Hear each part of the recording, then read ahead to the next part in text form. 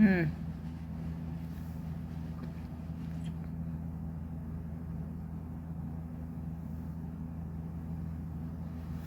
My jowls.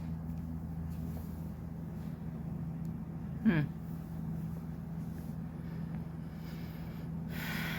Hmm. Do you do that? I do it way too much. It's called body checking. Hmm. Do the same thing with my arms, my legs, my middle, even my feet and my ankles. And of course, none of it's right because I have anorexia, right? I know I'm not the size you expect to see, and that's part of the problem. I've had this illness for so many years that many times I've looked wrong, too thin, okay? And I've lived that way, sometimes for a couple of years. But at this point in my life, everything as it's been explained to me by my doctor, everything I've done over all these many years has worn my insides down, and my insides are starting to suffer in their behavior. I haven't been on for a while because I haven't been doing well. And I mentioned on one of my first videos, you may or may not have seen it, that I don't want to get on when I'm not feeling well. I'm not here to be a freak show. I'm here so that other people like me, that look like me as far as age goes, can find somebody besides a teenager or a 20 or 30-year-old that is having an anorexia episode. Because I'm here to tell you, as a woman that's had it for many years, even when you are recovered from it, your body and your mind are always ready to go back to that again. It's just like an alcoholic that has left alcohol. They have to choose who they spend time with. They have to choose where they go.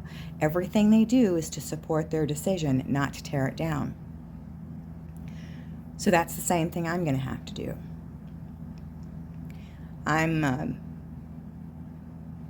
I'm frustrated because I'm not moving the scale down the way I want to move the scale down. And I've always been able to do that.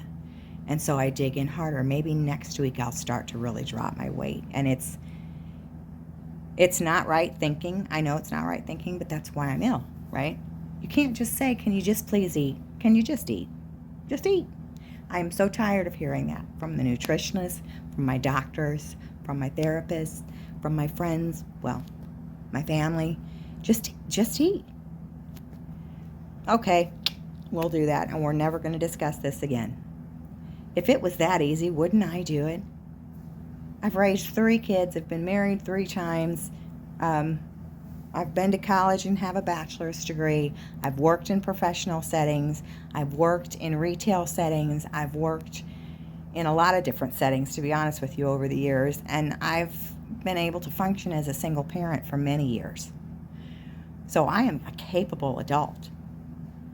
This is beyond just eat. This is so beyond just eat. If I could just eat, I would. So forget the rant for a second. I'm sorry. I just eat 3 times. I need you to eat some protein. I need you to eat some comprehensive carbs. You need to eat that 3 times a day. Right on. I'll do that. And then I get on the video like this, and I think, first thought, look at my cheeks. My husband says he loves my cheeks because it makes me when I smile. He says I still look like I'm 11. I don't know. They tell me I have rosacea, but I don't have any of the broken capillaries, and I don't have any of the acne. I think this is just from my not eating, and I don't sleep well because it was just explained to me by my doctor and my counselor last week that my sleeping is getting worse because I'm not eating. And if I would start eating, I'd be able to sleep. It's hormonal, somehow. Great.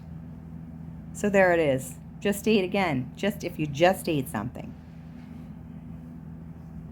So here it is.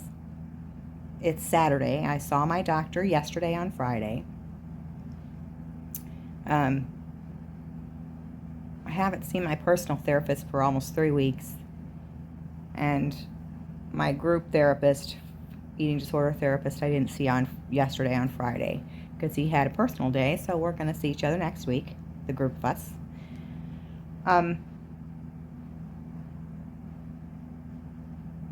I have no appetite. I have no appetite. How do you want something you don't miss? Because I have to make myself eat. And I'm struggling with that because I can't lose weight. Do you see? And I don't know if I could, if I knew what percent of calories to exercise I could do to make myself lose weight, because I could be harder on my body than I am being right now. I could be exercising really hard. And to be honest with you, I've been passing out, and I've been having terrible spells of vertigo. For me, vertigo is different than dizziness. Wouldn't you agree? Dizziness is more of a wobble, wobble, wobble, like when you get off of the merry-go-round after going fast. You stagger. But if you stare at something still, you can kind of calm yourself down. With vertigo, the whole world is like a tilt-a-wheel. It's just the whole thing. You have no sense of balance. You fall into walls. You fall where you're standing. I get it pretty bad if I'm getting sick, throwing up with my gastroparesis. And I've been developing cold sweats, mostly at night, but also at times during the day, mainly if I'm outside. And look at here, I want to show you this because it is beautiful. So see, we have a huge pond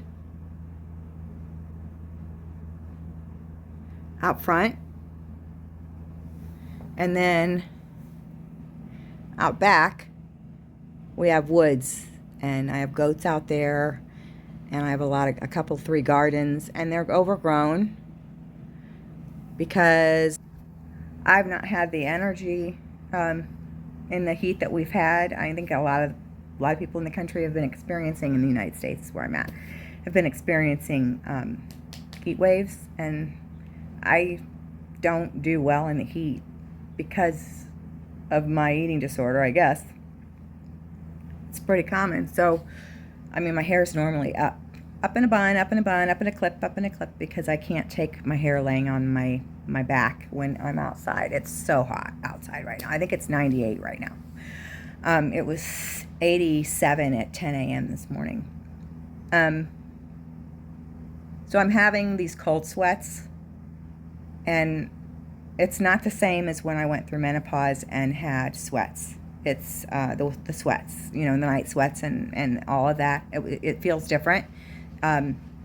It's very cold and clammy. Now before, when I would have night sweats in menopause, I would get cold after sweating and being really hot.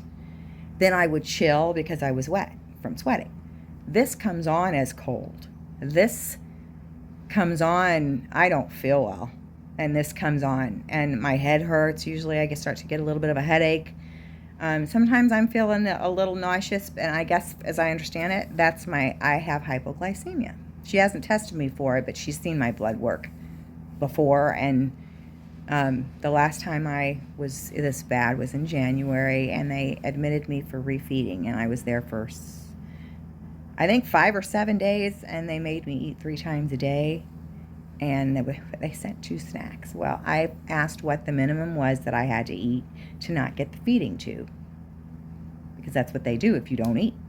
You're in the hospital because they're afraid you're going to have a heart attack, or not a heart attack, a cardiac arrest, that your heart will fail. Sometimes people don't have bradycardia, which is low blood heart rate. They have tachycardia, which is when it skyrockets. So I experienced that after eating, and that was part of the refeeding. They could tell my body wasn't used to eating by the way it responded to me eating. I only ate half of what they gave me 3 times, didn't eat my snacks, and I did eat, they let me have a boost in the evening, because I won't drink food, I won't eat food after 4 o'clock because of my gastroparesis. That Like, I got sick with this gastroparesis on Tuesday. Today's Saturday, so that was a few days ago. All I had eaten that day was a chicken breast. It was lightly fried, not heavily fried, chicken breast, but it was seasoned, and it was on a bed of lettuce. And I just had a vinaigrette with it, and I drank iced tea. That was at 11 a.m. Didn't eat anything the rest of the day. I think I had a little bit of, sometimes I eat handfuls of Frosted Flakes for a little something sweet. Not handfuls, just, a few bites, and I've gotten something sweet, and I'm done. But I didn't even do that, and it was 2 o'clock in the morning when I woke up, and I had gone to bed with a headache, which I don't get headaches all that often, and I've been getting them more. So I had a headache, and I went to bed, and I sat up like I do every night, propped up with my pillows, because I have GERD, because I have gastroparesis, I have gastritis that comes and goes, and I have esophagitis that we've been fighting with medications and things. So I haven't had a scope for a while. Hopefully, I don't know, I had some pretty bad heartburn last night. So see, my every day, my all day is based on how I physically feel because of how I am either eating or not eating. I get no break from it. The only time I get a break from it is when I don't eat and my guts and my stomach aren't hurting and swollen and processing. And like I said, I got sick at 2 a.m. I had eaten at 11 a.m. that morning, and 2 a.m. the next morning I threw up. So my stomach had held on to that all day, didn't process it, didn't churn it, and I threw it up in a cold sweat that comes on suddenly as a cold sweat, shivering. And as the doctor explained it to me, when I told her how I was feeling, and I asked what is going on with this, they're not menopause sweats, I'm done with those. And she said, well, that's your sugar dropping. Sounds like your sugar is dropping in your sleep. And she stared at me, and she said, that could kill you. You could die in your sleep, not just from a cardiac arrest, which is your heart stopping. You're not eating enough glucose to feed your brain to keep your body going, and your heart to keep your body going. She said, how many calories are you eating a day? 500? 600? It's probably 500, to be honest. I mean, sometimes I have just under 1,000 calories. Like, sometimes I'll just eat a hamburger and a milkshake from Steak and Shake. And that's it. That'll be it for me for the day. And sometimes I don't even need anything the next day because I feel so guilty that I have eaten something so fattening and unhealthy the day before.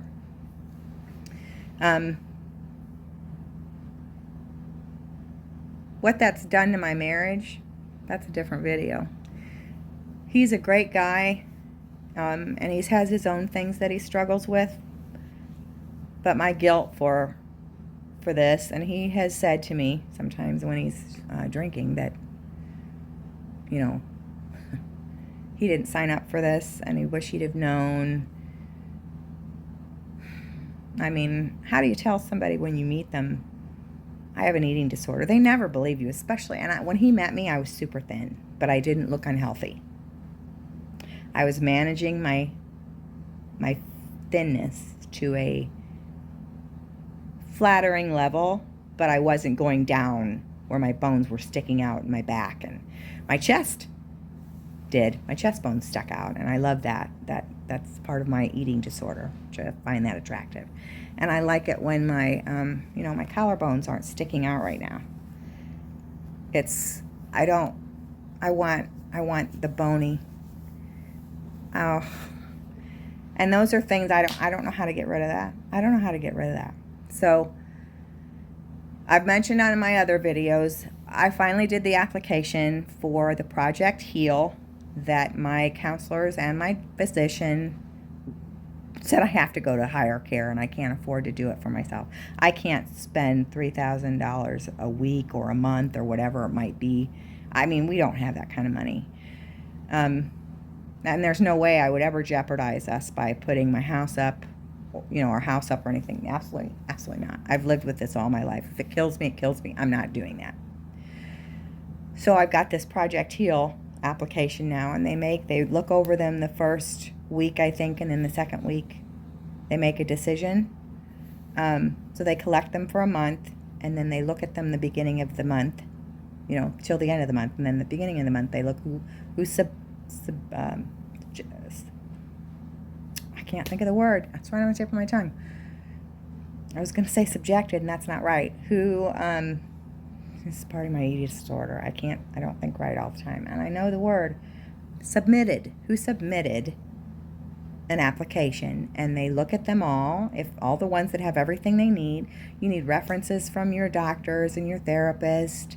I mean, you don't just get to hop on there and say, I want to go to eating disorder rehab on your own. You have to be referred to this by a medical staff, and you need more than one opinion to substantiate it. And then on top of that, I mean, I'm competing against women in their teens, 20s, 30s, 40s, and I have friends now in my eating disorder group that have told me you probably won't get chosen because you're too old. You've had it for too long.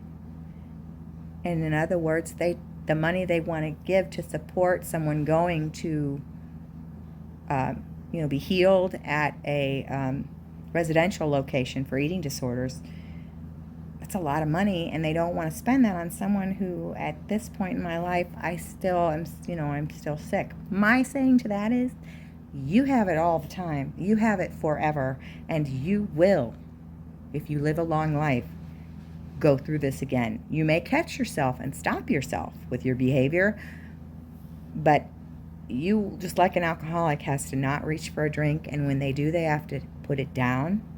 You have to do that when you find that you are reaching for foods that were your safe foods when you're in a throw of your eating disorder.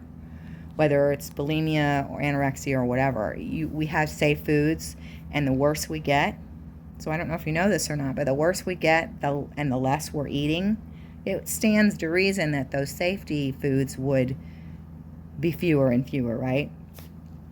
For me, one of my safety foods is crackers. My favorite is Cheez-Its, but when I'm really bad, I go from Cheez-Its to saltines, because in my mind, and I don't even remember anymore if it's probably the truth because of what's in them, but that the saltines are less calories than, so even when I'm down to just eating crackers, a few crackers a day, maybe put some peanut butter on a couple crackers, or honestly, it's just a spoonful of peanut butter and 2 or 3 crackers, and I call it a meal. Now, I know that's not a meal, but I feel in the moment as though I've just done what I needed to do, the bare minimum. So I clearly I'm not in the right place with my thoughts about my eating disorder, and it's scary because I don't want to have this as it will kill me. I'm afraid it's going to kill me in my sleep. Now I'm having hypoglycemia, and it's associated with my eating disorder. My liver numbers stay high. So does that mean my liver is eating itself? Probably. What about your heart? Your heart and your liver are made of the same tissue. Did you know that? The reason I have a pacemaker, Oops, I don't know. I don't want to drop the phone. If you can see my scar. So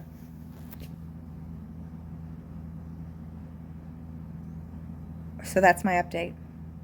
I did go to Vegas, and the last time I think I talked to you, I was getting ready to go to Vegas last month. I don't think I've been on here for about a month. And I didn't do well on the trip. We thought I would do better than I did. In the heat, I don't do well in the heat. It affects my blood pressure. I just get lightheaded. Plus, we went to see the redwoods, and when we were up in the mountains in Nevada and California, the air was thinner, so it was even harder to breathe for me. So that's the first time I've ever felt like an invalid.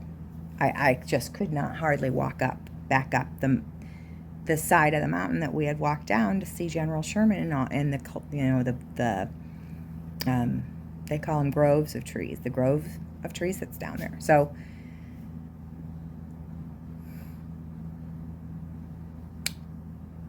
It's so hot today. I'm inside, and my husband's gone visiting some friends, and I'm just enjoying watching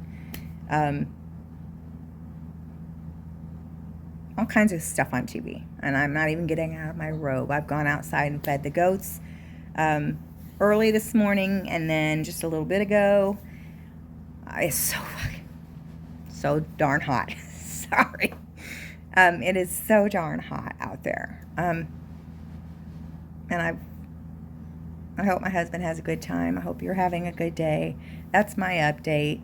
I'm not going to know if I get to go to rehab.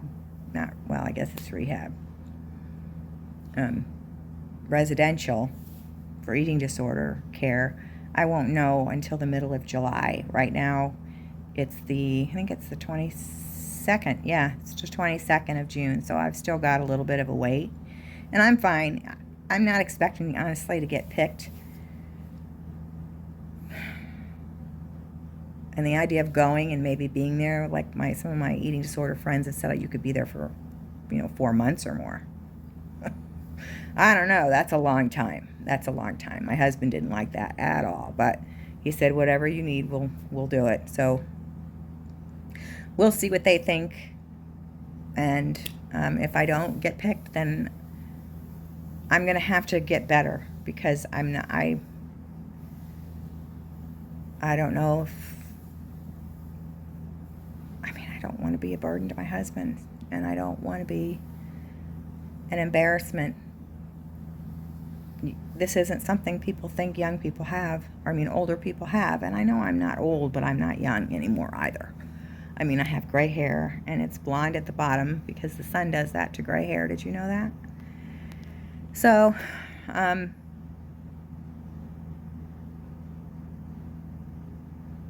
haven't eaten anything yet today. But guess what? I have my cup of coffee. I love coffee. Oh, I love coffee. And that's a bad thing. I drink coffee way too much. So, regardless, I hope you're okay in your eating disorder today. I hope today is a good day for you in your eating disorder. Thank you for watching me. Like I said, and I'll say it again and again for new people, or if you forget, I'm here for people my age to find other people my age. Because it's disheartening when you don't either look skinny and you're sick, or you're not young and skinny. And I don't want to just be thought crazy. So, I'm starting to sweat. I don't do well when I talk about my eating disorder. I don't, and I have an air conditioner right on me. My air conditioning vent's right over here. I don't like to talk about it, and it takes a lot for me to talk about it. But, and I have, between you and me, I have lost a little weight, but I don't know how much. My clothes are fitting me different. That's how I know. I am staying dedicated to staying off the scale. My puppy's barking. I better go see what he needs. Thanks for stopping in, and I'll see you next time.